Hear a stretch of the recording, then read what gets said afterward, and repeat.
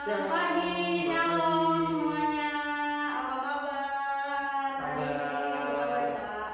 Ya, selamat hari Minggu semuanya. Kita kembali lagi bertemu di pagi hari ini, di hari Minggu yang cerah ini. Apa kabar Kak Michelle? Baik, Baik sekali. Sehat ya Kak? Sehat. Puji Tuhan. Jadi hari ini yang akan membawa firman adalah saya Kanesya, dan saya akan ditemani dengan Kak Michelle dari Sektor 12. Sektor 12. Kita mulai ibadah pada hari ini. Mari kita saat teduh sejenak.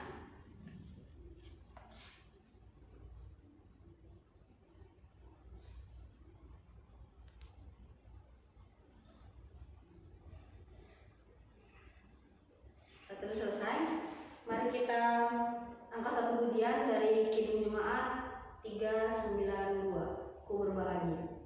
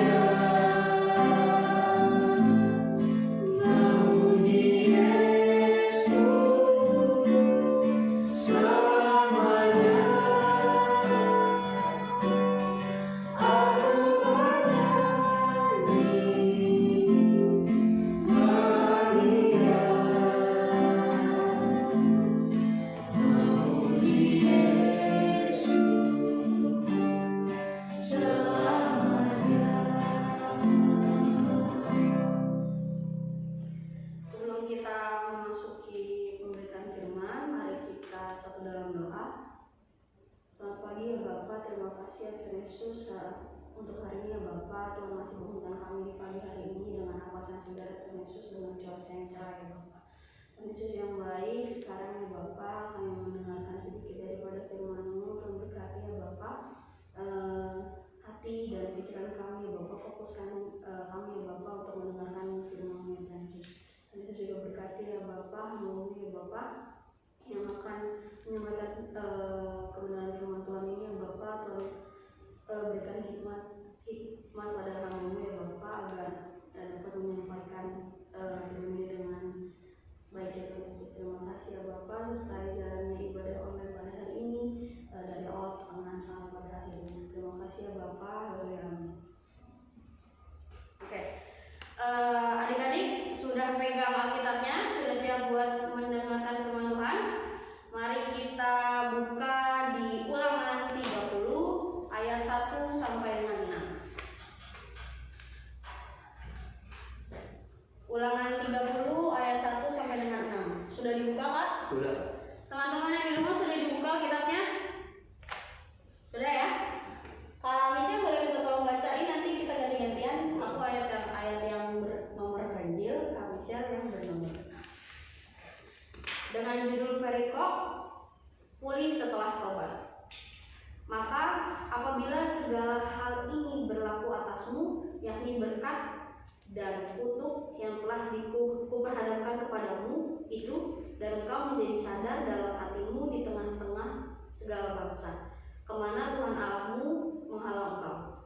Dan apabila engkau berbalik kepada Tuhan Allahmu dan mendengarkan suaranya sesuai dengan segala yang kuperintahkan kepadamu pada hari ini, baik engkau maupun anak-anakmu, dengan segenap hatimu dan dengan segenap jiwamu, maka Tuhan Allahmu akan memulihkan keadaanmu dan menyayangi engkau. Ia akan mengumpulkan engkau kembali dari segala bangsa, kemana Tuhan Allahmu telah menyerahkan engkau. Sekalipun orang-orang yang melakukan halau daripadamu ada di ujung langit, dari sana pun Tuhan Allahmu akan mengumpulkan kau kembali, dan dari sana pun Ia akan mengambil engkau.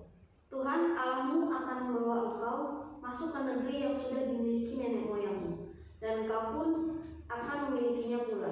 Ia akan berbuat baik kepadamu dan membuat engkau banyak melebihi nenek moyangmu. Dan Tuhan Allahmu akan menyengat hatimu dan hati keturunanmu, sehingga engkau mengasihi Tuhan Allahmu dengan segenap hatimu dan dengan segenap jiwamu, supaya engkau hidup. Oke, perjanjian firman Tuhan. Jadi pada pagi hari ini kita akan mendengarkan firman Tuhan yang berjudul Manusia yang Dipulihkan.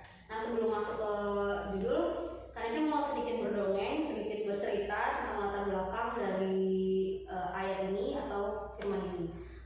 Ceritanya adalah keluarnya bangsa Israel dari tanah Mesir menuju tanah perjanjian, yaitu tanah Kanaan.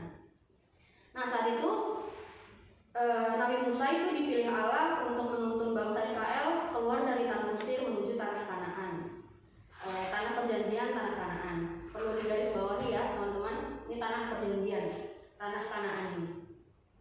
Allah menjanjikan tanah Kanaan ini sebagai bentuk kasih setia Allah dan cintanya pada bangsa Israel. Kalau misalnya tahu ya Kak, bangsa Israel adalah bangsa yang paling dicintai Tuhan Allah, dicintai Allah. Nah, selama proses keluarnya bangsa Israel dari tanah Mesir menuju tanah perjanjian, tanah Kanaan, banyak sekali kejadian-kejadian yang Allah turunkan kepada bangsa Israel. Yang pertama itu ada 10 tulah ya Pak. 10 tulah. Selanjutnya Allah menuntun mereka keluar dari Allah menuntun mereka selama berjalan di padang gurun. Dan Allah juga menurunkan tiang awan dan tiang api. Kita tahu ya Kak, kalau siang padang gurun panas banget ya. Makanya Tuhan menurunkan tiang awan agar mereka nggak kepanasan di siang hari di padang gurun. Nah, Tuhan juga menurunkan tiang api biar mereka nggak kedinginan di padang gurun saat malam hari. Tetapi yang terjadi adalah bangsa Israel ngeluh, bersungut-sungut. Malah ada yang membandingkan lebih nyaman hidup di Mesir walaupun harus jadi budak daripada mereka harus jalan-jalan di padang gurun itu. Tapi walaupun si bangsa Israel ini ngeluh, bersungut-sungut terus, tetapi Tuhan Allah selalu dan tetap setia menuntun mereka, bahkan selalu memberikan kecukupan, selalu tersedia apapun yang mereka butuhkan ya. Kayak makan, minum, pakaian itu selalu Tuhan sediakan setiap hari. Tapi yang terjadi tadi kita tahu ya Kak, si bangsa Israel tetap bersungut-sungut, tetap ngeluh aja. Mendingan gua tinggal di Mesir daripada gua harus jalan-jalan di sini, panas ya kan, panas, daripada gua kelaparan ya kan di padang gurun, mendingan gua di tanah Mesir aja walaupun gua harus jadi budak, yang penting gua makan gitu. Sebetulnya perjalanan dari tanah Mesir menuju tanah Kanaan itu bisa dihabiskan dalam waktu 40 hari aja. Tetapi Tuhan memperpanjang waktunya, yaitu perjalanan mereka itu jadi 40 tahun. Gila itu lama banget, 40 tahun. Kenapa Tuhan jadi memperpanjang waktu perjalanan mereka? Karena pertama, Tuhan ingin menguji kesetiaan mereka pada Tuhan. Ingin menguji kesetiaan mereka pada Tuhan. Ini ini kan kita dikasih cobaan nih, si bangsa Israel dikasih cobaan, dia mau nggak nih setia sama Tuhan. Terus yang kedua adalah, alasan kedua kenapa Tuhan memperpanjang waktu perjalanan mereka adalah karena Tuhan ingin membangun iman mereka. Kok ingin membangun iman mereka? Mereka tadinya nggak percaya sama Tuhan. Percaya, tapi selama di Mesir itu, di tanah Mesir itu terbiasa sama menyembah berhala teman-teman. Jadi orang-orang Mesir itu udah terbiasa dengan menyembah berhala. Dan mungkin sebagian dari bangsa Israel ini ada yang sudah ikut atau sudah terbiasa dengan kebiasaan di tanah Mesir itu. Makanya Tuhan ingin membangun kembali iman mereka yang percaya kepada Tuhan.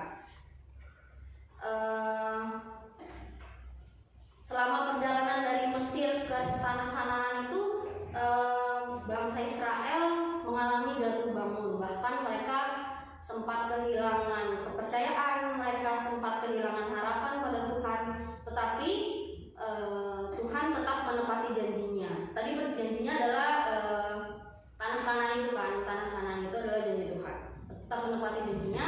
Dan akhirnya sampailah nih bangsa Israel di dataran Moab. Di dataran Moab itu si Musa memberitahu bangsa Israel, mengingatkan lagi bangsa Israel untuk mempersiapkan diri mereka masuk ke tanah Kanaan, mempersiapkan hati dan pikiran mereka untuk masuk ke tanah Kanaan, karena ini tanah perjanjian yang udah dijanjiin sama Tuhan Yesus. Dan terus Musa ingin memberitahukan hal-hal yang sudah Allah lakukan, kebaikan-kebaikan Allah yang sudah lakukan untuk perjalanan mereka saat itu. Tuhan sudah menyediakan makan, minum, pakaian, lalu seperti hal kecil aja kayak biar mereka kepanasan, Tuhan turunin tiang awan. Terus biar mereka nggak kedinginan, Tuhan turunin tiang api. Hal kecil itu aja Tuhan udah memperhatikan. Tuhan tuh tetap menuntun, memberkati mereka, tetap menyertai mereka, memberikan mereka kenyamanan selama perjalanan itu. Musa juga meminta kepada mereka supaya tetap taat, setia, dan percaya pada Allah. Sebenarnya dari dataran Moab itu belum kelihatan nih, kita masih belum lihat di sana, kita di dataran Moab, kita masih belum kelihatan di sana itu tuh tanah Kanaan, masih belum lihat. Tapi Musa cuma minta percaya aja, kita bakalan dikit lagi mau sampai gitu. Terus yang terjadi saat itu adalah kayak iya nih, bangsa Israel jadi kayak sadar, selama 40 tahun gue udah ngeluh nih, selama perjalanan kemarin gue ngeluh mulu nih, gue bikin dosa, gue masih menyembah berhala, gue masih nggak percaya sama keajaiban yang dilakukan Tuhan.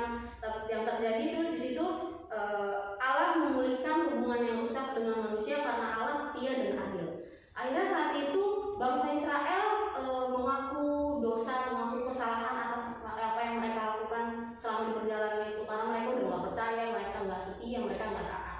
Akhirnya bangsa Israel menyerahkan diri, menyerahkan setiap perjalanan mereka selanjutnya kepada Tuhan. Yang dapat kita contoh dari bangsa Israel adalah mereka mau ngaku salah, mereka mau ngaku akan dosa mereka, mereka mau minta ampun sama Tuhan, karena mereka mau terbuka sama Tuhan. Dan sudah pasti Tuhan akan pulihkan, sudah pasti Tuhan akan ampuni dan akan pulihkan. Karena perlu kita ketahui adalah keterbukaan adalah awal dari pemulihan, ya teman-teman. Jadi ketika kita mau terbuka sama Tuhan, ketika kita mau ngaku akan dosa kita, akan salah kita sama Tuhan, Tuhan pasti kasih pemulihan, Tuhan kasih pengampunan. Dan akhirnya bangsa Israel saat itu langsung bertobat. Nah, teman-teman, yang mau kita ambil dari kisah ini adalah, pertama, yang harus kita ketahui adalah Allah selalu menepati janjinya. Pembebasan bangsa Israel dari tanah Mesir adalah wujud rencana serta janji keselamatan Allah pada seluruh bangsa. Begitupun dengan kita semua akan menerima keselamatan, menerima janji keselamatan dari Allah nantinya jika kita mau. Pertama, kita harus mensyukuri setiap campur tangan Allah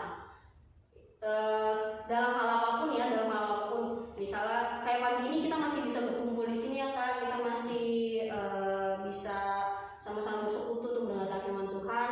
Kita harus mensyukuri itu pertama. Dan kedua, jangankan di waktu senang, jangan waktu senang doang. Jadi di waktu susah pun kita harus tetap bersyukur sama apa yang sudah Tuhan berikan pada hari itu. Yang kedua, setia dan taat. Kita harus setia dan kita harus taat, karena setia dan taat akan mendatangkan berkat.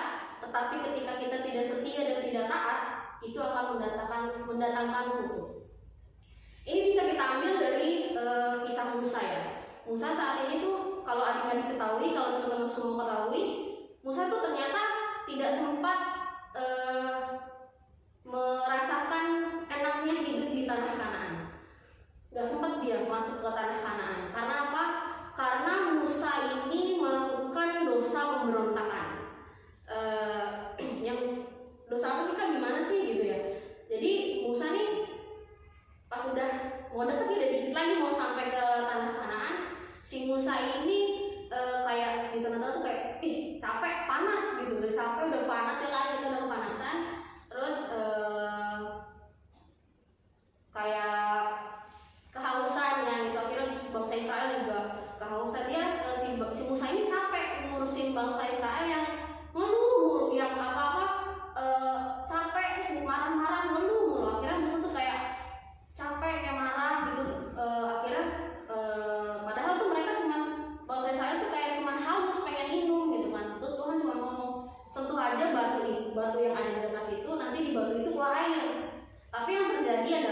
si Musa bukan menyentuh batu itu tapi memukul batu itu.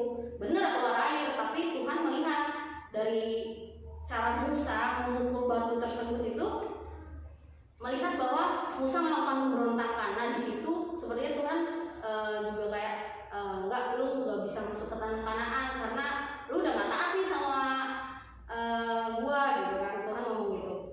Terus dan akhirnya sampailah mereka di tanah Kanaan itu. Nah Musa tuh juga, kenapa Tuhan tidak mengizinkan Musa masuk ke tanah Kanaan, karena dia melakukan dosa dan nggak taat sama Tuhan. Terus selanjutnya adalah kita harus berserah diri kepada Tuhan dan tidak mengandalkan diri sendiri. Nah, ketika kita berserah diri sama Tuhan, ketika kita tidak mengandalkan diri sendiri sama Tuhan, mau kita dibelokin ke sana, ke sini, pasti kita akan tetap jalan lurus. Pasti kita akan tetap menuju ke tanah Kanaan itu. Ibaratkan tanah Kanaan itu adalah surga yang sudah Tuhan janjikan, keselamatannya kan. Terus ibaratnya kita sekarang bangsa Israel yang lagi di perjalanan menuju ke tanah Kanaan. Di tengah-tengah perjalanan bangsa Israel kan mengalami segala cobaan segala macam. Nah ibaratkan sekarang kita kayak gitu ya Kak. Kita hidup nggak lurus-lurus aja. Kita pasti ada mengalami masalah, mengalami pencobaan. Tapi Tuhan mau lihat gimana kita mau percaya, gimana kita mau menghadapi masalah-masalah itu dengan datang ke Tuhan, dengan kita mau setia dan taat sama Tuhan. Karena ketika kita setia dan taat sama Tuhan, lagi-lagi kita tadi bilang setia dan taat mendatangkan berkat, ya kan Kak? Tapi kalau kita nggak setia dan nggak taat, akan mendatangkan kutuk, gitu ya teman-teman. Terus judul pada hari ini kan manusia yang dipulihkan. Maksudnya dari manusia adalah semua orang. Kak Nesya, Kak Michelle, Kak Ius, Kak Gibe, Kak Esther, Kak Noni, semuanya, yang tua, yang muda, yang kecil, yang besar, yang kaya, yang miskin, semuanya. Yang dipulihkan itu dimaksud dengan dibaharui menjadi gambar dan rupa Allah dan rekan kerja Allah dalam memelihara ciptaannya. Kita hidup di sini itu semata-mata sebagai perpanjangan tangan Allah. Kita hidup di dunia ini untuk menjadi untuk memelihara dan menjadi perpanjangan tangan Allah. Jadi kita hidup di dunia ini bukan semata kayak udah kita hidup aja gitu, nggak usah ngelakuin apa-apa gitu. Tapi Tuhan Allah tuh sudah menitipkan semua ciptaan-ciptaan yang ada ini untuk kita pelihara, untuk kita jaga gitu. Terus selanjutnya turun-turuni kita harus mempersiapkan diri untuk menjadi kawan sekerja Allah yang baik. Kita harus menguduskan diri, kita harus menyucikan diri, dan kita harus menyerahkan hidup kita sepenuhnya sama Tuhan gitu. Jadi teman-teman, semoga kita bisa menjadi murid yang setia dan taat kepada Tuhan, dan mau menyerahkan setiap kehidupan kita, setiap apapun yang kita alami kepada Tuhan, dan tidak mengandalkan diri kita sendiri. Amin.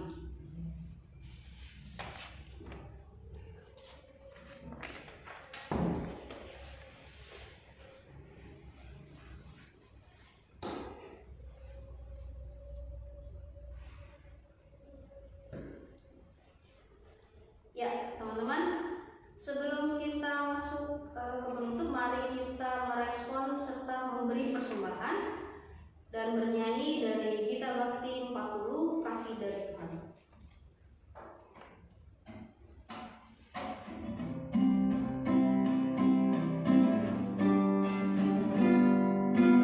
Kasih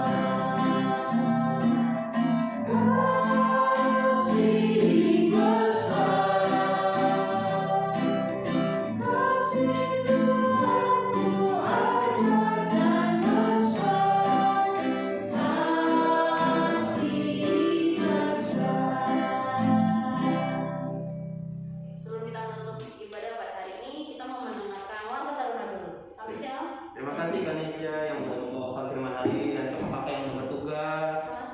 Di PT minggu depan masih online di live Instagram Petra biasanya di pt_GVIB Petra.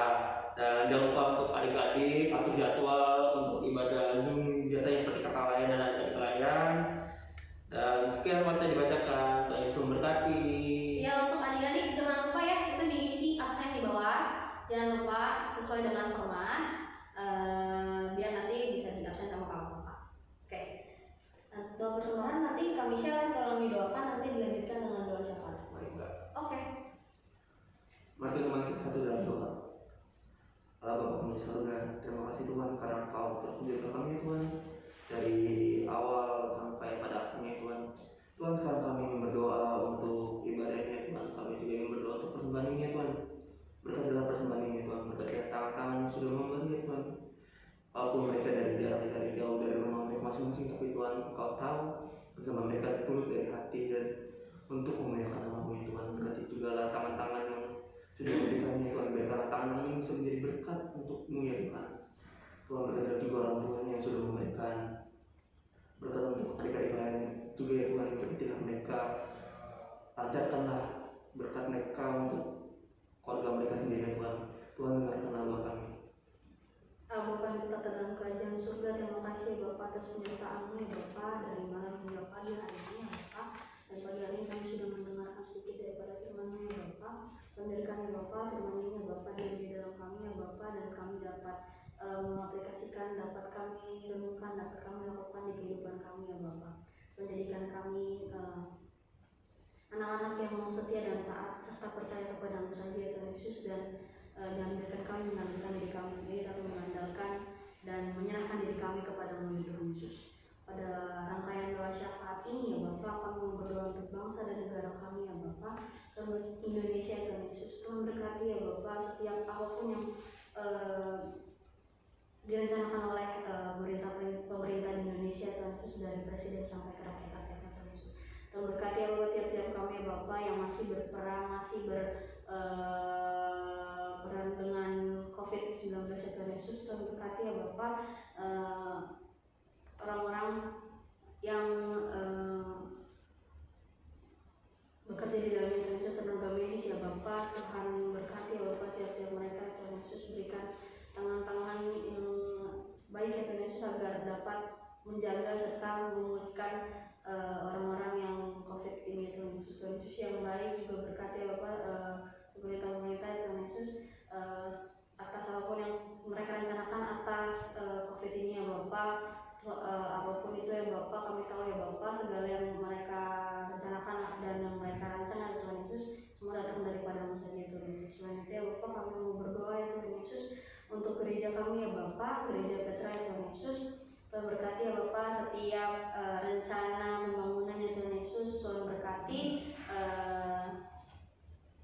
pembangunan di gereja Petra ini ya Tuhan Yesus. Tuhan lihat ya Bapak, Tuhan mau tutupi segala kekurangan yang ada di pembangunan ini ya Bapak, agar pembangunan ini dapat berjalan dengan lancar dan baik ya Tuhan Yesus. Tuhan Yesus yang baik, kami juga mau berdoa Tuhan Yesus untuk teruna ya Bapak. Tuhan berkati ya Bapak adik-adik dan kakak-kakak teruna ya Bapak yang ada di Petra ini ya Tuhan Yesus. Tuhan berkati adik-adik kami, Tuhan selama mereka menjalani sekolah secara online ya Tuhan Yesus. Tuhan berkati ya Bapak. Kami tahu ya Bapak sekolah secara online ini sangat amat mungkin membosankan ya Tuhan Yesus. Tuhan Yesus yang baik berkati kami ya Bapak yang bekerja juga, berkati kakak-kakak yang bekerja, berkati kakak-kakak yang kuliah Tuhan Yesus. Tuhan berkati ya Bapak dimanapun mereka berada ya Tuhan Yesus. Tuhan lancarkan setiap urusannya Tuhan Yesus dari kakak-kakak kami ya Tuhan Yesus. Tuhan Yesus yang baik terus juga akan mengadakan program kerja tahunan ya Bapak. Tuhan berkati ya Bapak setiap apapun yang kami rencanakan, setiap apapun yang kami berbuat ya Tuhan Yesus semata-mata hanya untuk memuji dan memuliakan nama-Mu saja ya Tuhan Yesus. Tuhan Yesus juga berkati ya Bapak siapapun yang Bapak adik lain atau kakak lain yang sedang merasa tidak enak badan, sedang sakit atau terbaring di rumah sakit atau sedang merasa tidak enak badan ya Tuhan Yesus. Tuhan berkati, Tuhan jamah setiap rasa sakit yang